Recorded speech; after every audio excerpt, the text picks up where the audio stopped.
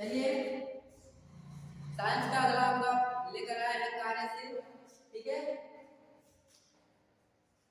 कार्य से आपका अगला आ गया है।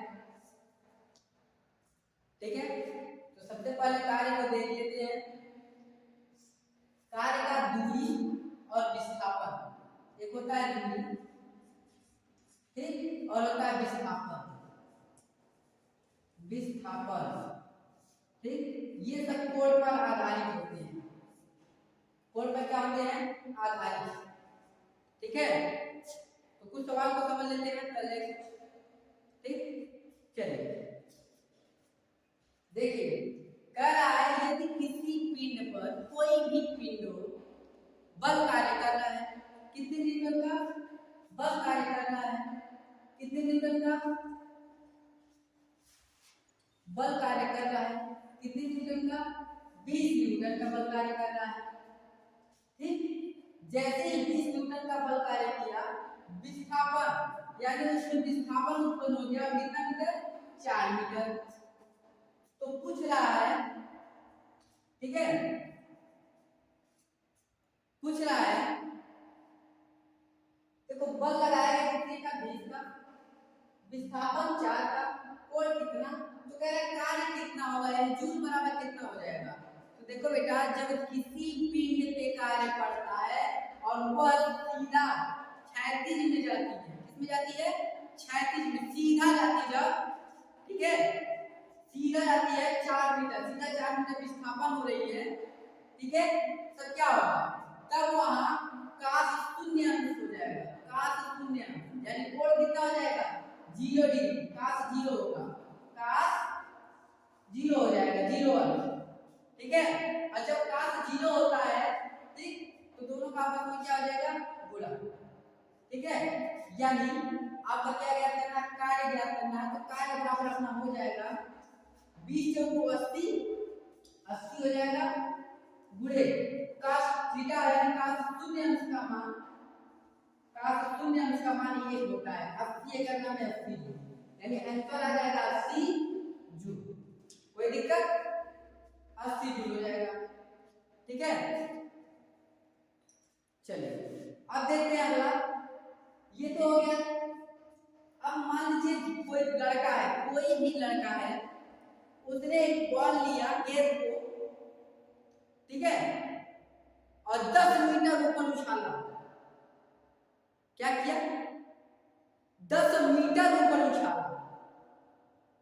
ठीक है, समझना, समझ में आएगा तो कोई दिक्कत नहीं होगा, बहुत ही अच्छा है, समझ लो। कोई लड़का है, उसने अपने हथेली से 10 मीटर ऊपर बॉल उछाला, 10 मीटर, यानी विस्थापन कितना हुआ? 10 मीटर। 10 मीटर विस्थापन हो गया। बल कितना लगाया था? बल मान लो लगा लिया 50 न्यूटन का बल लगा करके विस्थापित किया। ठीक है, जैसे ही बॉल ऊपर गया, बॉल नीचे आ गया। तो जब बॉल नीचे आया तो कितने का कोण बना? कोण, कोण कितने का बना? काश 90 का, काश बना 90 अंश, लंब बन गया 90 अंश हो गया। काश 90 का मान होता है 0, काश 90 का मान कितना होता है? 0। ठीक, तो ये बताओ 50 में 10 का गुणा करेंगे 500 होगा, अब 500 का 0 कर देंगे तब कितना बल उत्पन्न हो जाएगा? तब कितना होगा? क्या लिखेंगे? लिखेंगे ना, लिखेंगे 50 गुणे 10 और गुणे काश 90 का मान 0, यानी आंसर आ जाएगा 0 जूल। 0 कार्य किया, कोई कार्य नहीं हुआ, कार्य कोई नहीं हुआ। ठीक है, हम भी कार्य कर रहे हैं, चलो तो हम भी कार्य कर लेते हैं।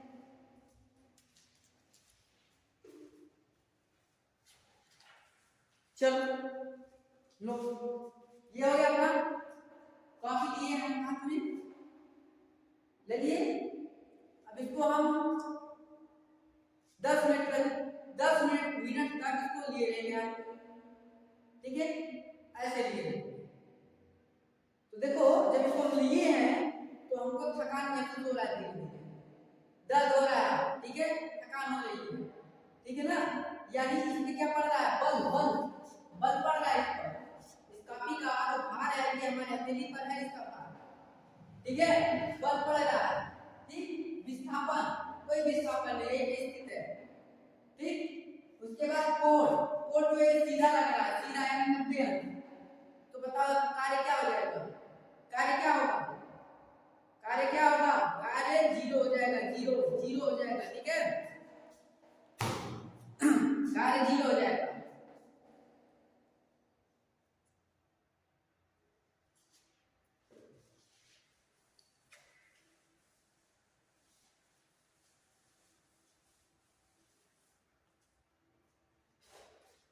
कोई दिक्कत?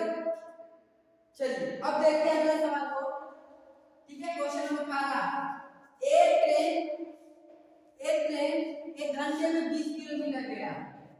एक ट्रेन 1 घंटे में, ठीक है, 1 घंटे में 20 मीटर गया, ठीक है, एक ट्रेन, ठीक है। एक लड़का नाव को, एक लड़का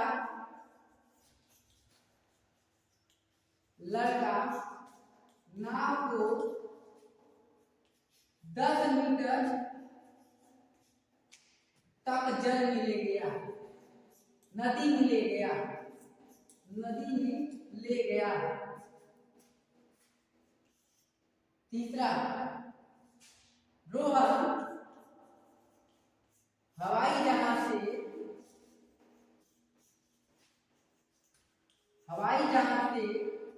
दिल्ली गया, दिल्ली गया।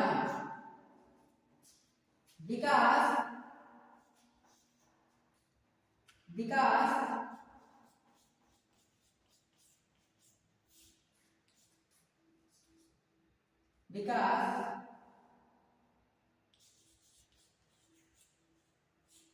हाथ में 10 लीटर दूध को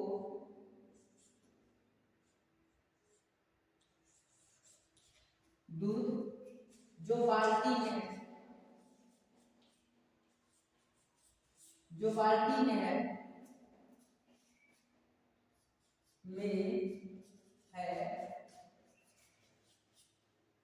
लेकर उसे खड़ा है।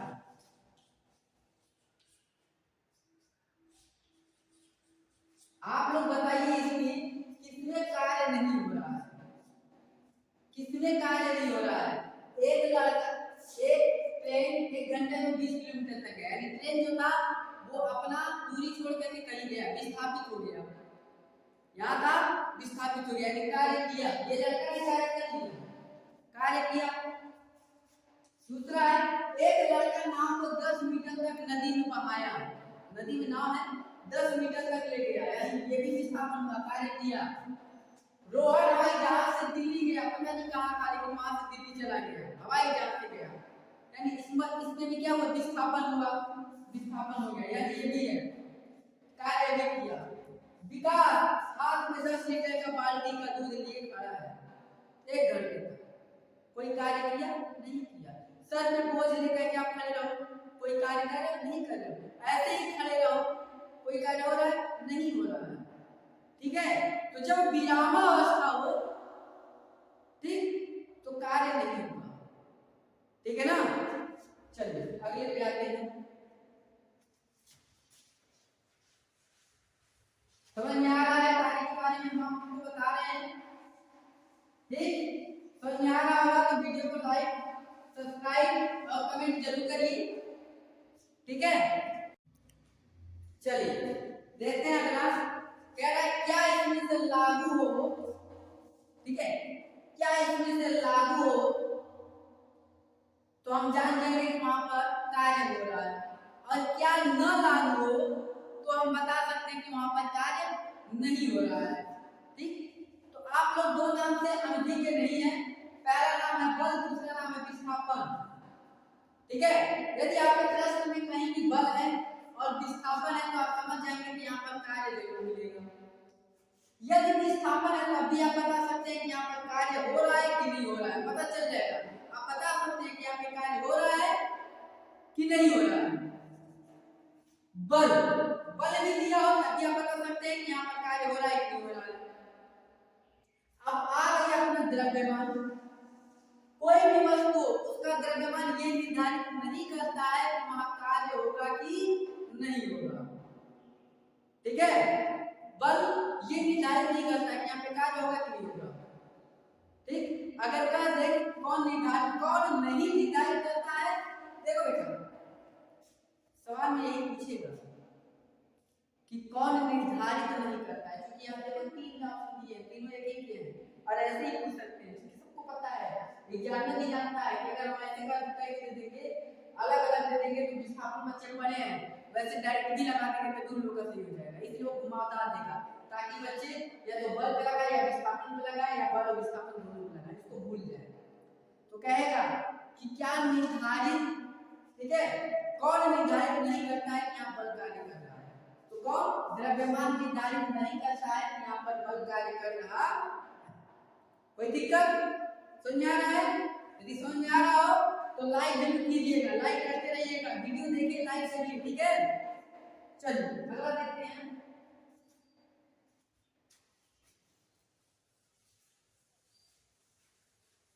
चलिए अगला सवाल ये है, तो आ रहा है यदि बल जो है जीरो है, बल जो है जीरो है, ठीक, तो विस्थापन क्या होगा? तो जब बल एक के बराबर जीरो होगा तो बल ही नहीं लगेगा, तो विस्थापन कहां से होने वाला है बेटा? यानी विस्थापन में क्या हो जाएगा? जीरो हो जाएगा। विस्थापन में क्या हो जाएगा? जीरो हो जाएगा। कार्य में क्या हो जाएगा? जीरो जीरो हो जाएगा। कार्य क्या हो जाएगा? जीरो जीरो हो जाएगा। ठीक है, कोई दिक्कत? कोई दिक्कत इसमें नहीं ना? चलिए कुछ सवालों को देखते हैं, कुछ सवालों को देखते हैं। बल बराबर कितने ले लें? 4 न्यूटन। विस्थापन 2 ले लें तो 4 गुना 8 जूल, 8 जूल हो जाएगा। यदि विस्थापन की जगह कार्य दिया हो, सवाल में एकदम सबसे आसान मस्त सवाल, कार्य हो 40 जूल, तो विस्थापन क्या हो जाएगा? विस्थापन हो जाएगा 4 चौके 16, 160 हो जाएगा। और मीटर जो होता है सेंटीमीटर स्क्वायर, कैसा कुछ भी नहीं लगाइएगा, सीधे 160 मीटर। ओके,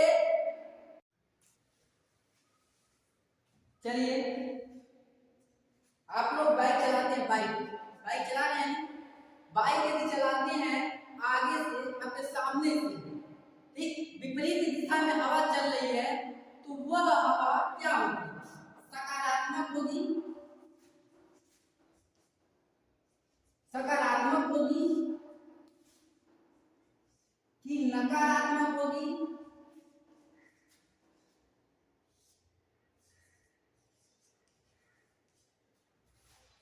कि अनंत होगा कि कुछ भी नहीं होगा?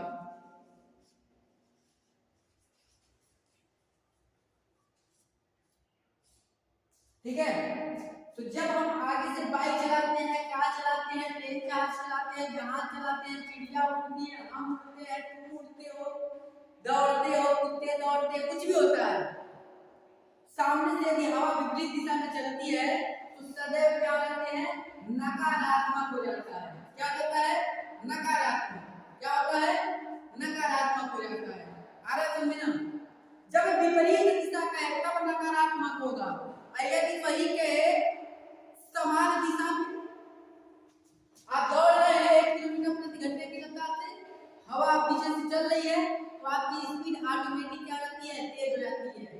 नाव धारा की दिशा में चल रहा है तो सकारात्मक हो जाएगा। यानी जिधर आप दौड़ेंगे, आपका बाइक चलेगा, आप पंछी उड़ेंगी, आप दौड़ेंगे, बिल्ली दौड़ेंगे, ठीक है, कुछ भी हो रहा है, यदि उसी दिशा में हवा भी चले तो सकारात्मक हो जाएगा। अब विपरीत दिशा होगा तो क्या हो जाएगा? नकारात्मक हो जाएगा। कोई दिक्कत यहाँ तक नहीं ना? चलिए अगला देखते हैं। एक वृत्ताकार पथ है, एक वृत्ताकार नहीं करनी, एक वृत्ताकार पथ है, ठीक। इस पर हम एक वस्तु को घुमा रहे हैं। क्या कर रहे हैं? घुमा रहे हैं। तो जब वृत्ताकार पर कोई भी वस्तु घूमता है तो उसकी घूर्णन गति के कारण उसका मान कितना हो जाता है? 0 हो जाता है। वृत्ताकार पर जब कोई वस्तु घूमता है घूर्णन गति के कारण उसका मान क्या रहता है? 0 हो जाता है। ठीक, कोई दिक्कत नहीं ना? चलो, ये तो नंबर 1 हो गया। दूसरा, यदि मान लीजिए 180 अंश का कोण हो रहा है तब वह धनात्मक होगा कि ऋणात्मक? 180 अंश का, तो देखो बेटा 180 का मतलब होता है विपरीत, अब विपरीत का मतलब होता है कि नकारात्मक। पढ़े हो ना नकारात्मक, ठीक। विपरीत का मतलब क्या होता है? नकारात्मक। ये हो जाएगा नकारात्मक, नकारात्मक, ऋणात्मक, ठीक है। और हम क्या कर रहे हैं? दीवार को धक्का लगा रहे हैं, धकेल रहे हैं, दीवार को क्या रहे हैं? धक्का लगा रहे हैं, धक्का लगा रहे हैं, गिर जाए, ठीक है। तो हमने कितना बल लगाया? बहुत सारा बल तो लगाया, पर इसमें क्या हुआ? विस्थापन नहीं हुआ। यानी हमने कितना कार्य किया? तो हमने कुछ कार्य नहीं किया, हमने शून्य कार्य किया, ठीक है। तो आज तक ये था, आपका टेस्ट चला है, ठीक है। तो खैर इसमें टेस्ट नहीं हुआ है, टेस्ट के लिए हम बनाकर वीडियो डाल देंगे आप लोगों को, ठीक है। फिर मिलते हैं अगले वीडियो में। जय हिंद, जय भारत, बने रहिए। यदि वीडियो पसंद आया हो तो लाइक और सब्सक्राइब जरूर कीजिए, ठीक है। कमेंट भेजकर आप हमको प्रसन्न कीजिए। थैंक यू, जय हिंद।